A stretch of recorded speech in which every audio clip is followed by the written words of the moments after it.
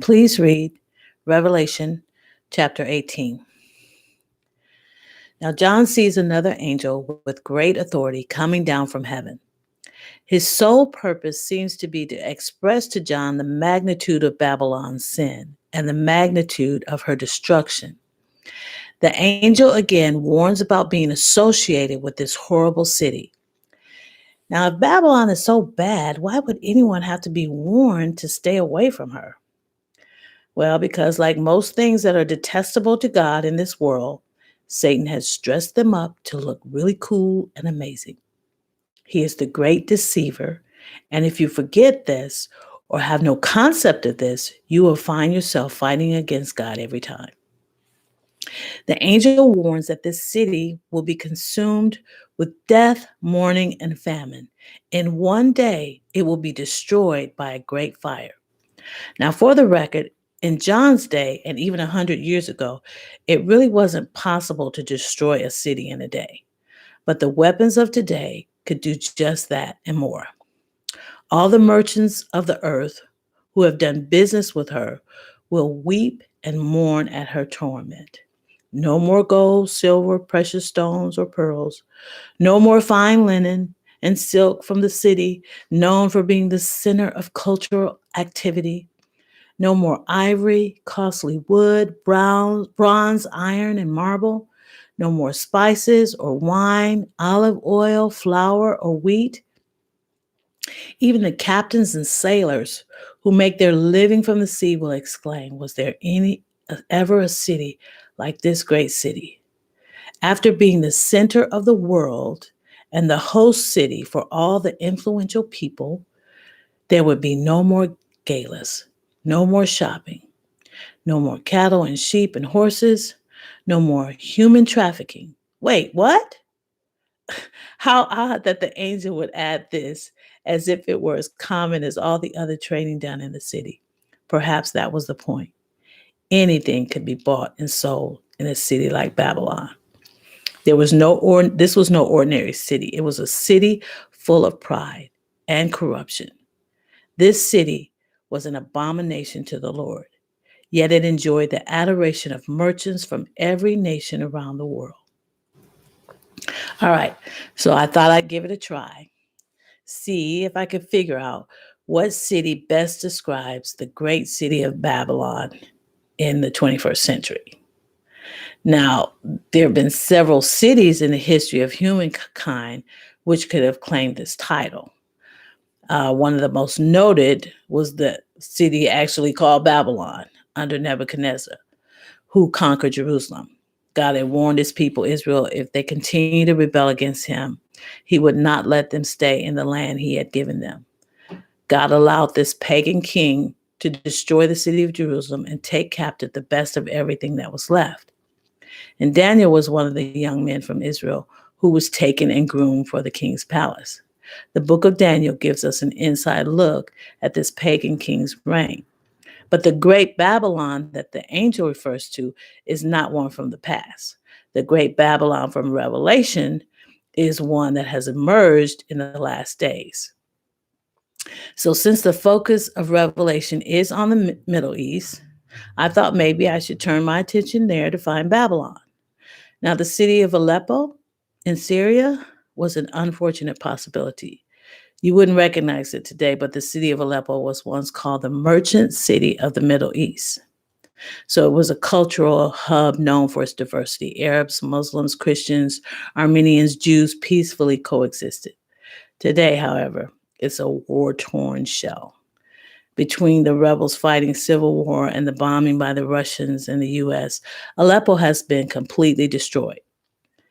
The civil war in Syria started in 2012, and no one expected that it would last over 8 years. And while it's very sad to see that the before and after pictures of what was once a thriving metropolis, Aleppo was not destroyed in a day, and it's not, nor has it ever been considered a city that has reigned over all the nations of the world. So I thought, well, I'll Google the most influential city in the world. And so a couple years ago, according to Forbes magazine, London was ranked first and New York was a close second. But in 2018, New York City edged out London. So London's influence in history of being the model for the world's legal system could not compete any longer with New York's impressive list. So as of today, and that might be changing, and we have another Babylon emerged, but for now, the global leader in media is New York City. Advertisement, New York. Music industry, it's home to the most. It's home to most of the top investment banks and hedge funds. Most of the wealthiest people in the world live in New York. Approximately 680 billionaires call New York home. It's the hub of the fashion industry and the home of Wall Street and of the United Nations. Now, now that I've found the number one city, although this is not a context test I would want to win, I looked again at what God had to say about it. So Babylon was a dwelling for demons and every impure spirit on the earth. The merchants of the world grew rich from her excess. The nations were drunk with the maddening wine of her adultery. Wait, what? Okay, how can a city commit adultery? I believe this is the key to the identity of the city of Babylon. The only other time God accused a city of committing adultery was when he spoke of his people Israel. So if you read the book of Isaiah, God said that Israel was so infatuated with her enemies that she was like a prostitute who didn't even charge for her service. In fact, she paid other nations to have economic and cultural relationships with her. Israel had left her first love, which was God. If Babylon is a city that is also well known to others as belonging to God, then believe it or not, New York City may have won that prize. I'm sure every secular New Yorker would vehemently object to the notion that God had anything to do with their success. They would protest. Don't you know who we are? Don't you remember our theme song? I did it my way. We have made a name for ourselves. Sounds familiar? This is what ancient Babylon said. So America was founded, and I don't misunderstand me, fallible, flawed human beings founded this country. But the one thing they did acknowledge was that they were one nation under God. So even when America was flatly denying it, nations all over the world were hating us because we were a Christian nation. The fact that people in this country don't remember or want to remember that this is our foundation does not negate that fact.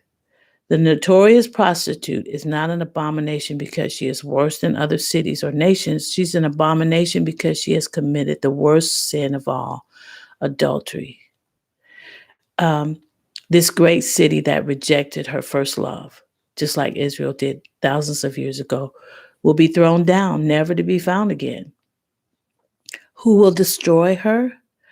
Just like Israel, it won't be God, but all of her previous lovers who secretly hated her because of her success. She had been greatly loved by God, but now, at this time in history, she has finally broken completely away from her covering, her protection. She is vulnerable, and they know it. Now, I realize that calling New York City Babylon is an offensive thing to say, considering the great ministries and goodwill that's come out of this place. But perhaps you should consider a different New York City, one where there's no more good hearted people, no ministries, no Christians. Anything good and righteous has been removed, gone with Jesus when he returned. Now, what do you have left? You have Babylon. The punishment of Babylon is not for the righteous. That's the only thing that has kept an ungodly city from being destroyed already. The punishment of Babylon is for the wicked, specifically those who rebelled and continue to rebel against God and his word, no matter what plagues and destruction come on the earth.